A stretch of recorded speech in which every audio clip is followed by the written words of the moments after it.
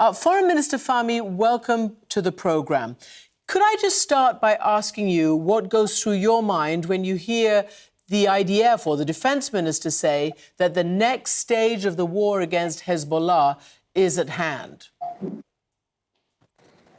Well, it's not anything that surprises me, because regrettably, for decades now, the only real tool that Israel has used in trying to deal with conflict in the region has been force.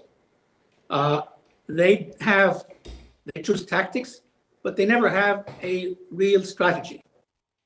And I want, if I may, to emphasize here, this has really dangerous consequences on the region and even on the security of Israel. Sorry. Go ahead. On the region, because more and more, and I had this discussion this morning here in Cairo with some people, I was asked, do you really believe Israel wants peace? Is this the way to move peace forward? So even in a country, the first country to have peace with Israel, the question is being raised now, are the Israelis really in favor of peace? My second point is the real threat to Israel's security is from within the occupied territories and within Israel itself, because of the occupation of Palestinian territories.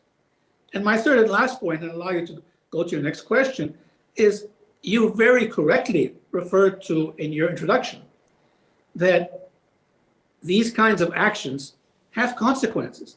Hezbollah, that Israel targeted this last couple of days, was actually emerged immediately after the Israeli attacks against Lebanon in '82.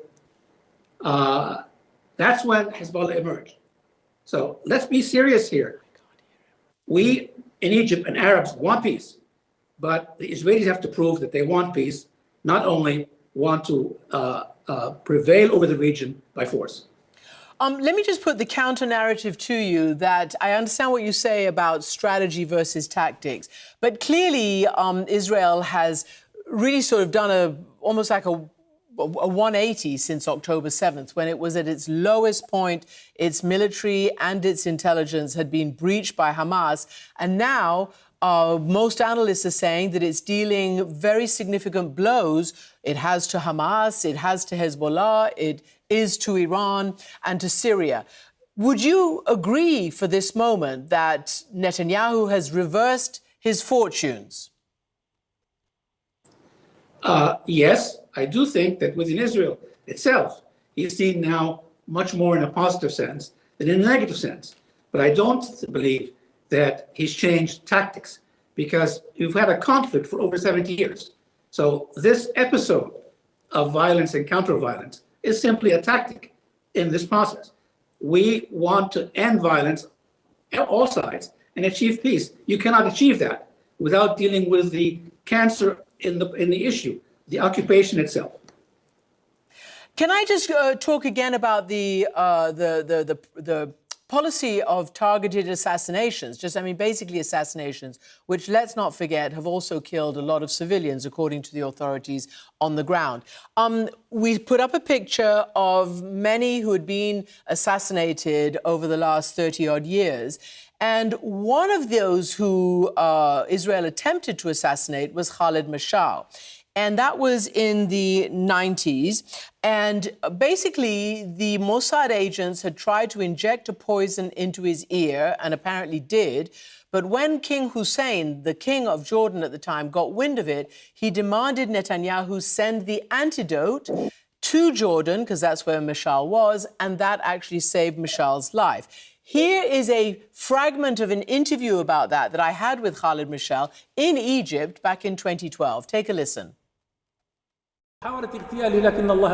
But God saved me when they tried to assassinate me. King Hussein saved you. Allah saved me, then King Hussein. King Hussein demanded the poison and the antidote. This is a standing that's great on the part of King Hussein. I'm still loyal to him and I pray for him. And I am obliged for this courageous stance that forced Netanyahu to give the antidote. And thank God I was healed. But I mention this in the vein of the Israeli crime. Foreign Minister Fahmy, I bring that up because he's one of the rare ones who got away, so to speak, and is still a Hamas leader. I guess I want to ask you again, what do you think will be the result of killing somebody as powerful as Nasrallah? The result on Hezbollah, the result on Iran even, the result on the region?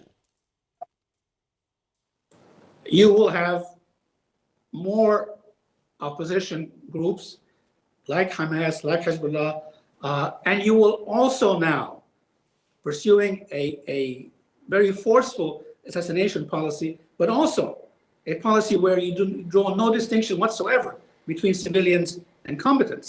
What you're going to have is the reaction. It's not going to be army to army. It's really going to bring the conflict back to the people. And when I say back to the people, I mean civilians.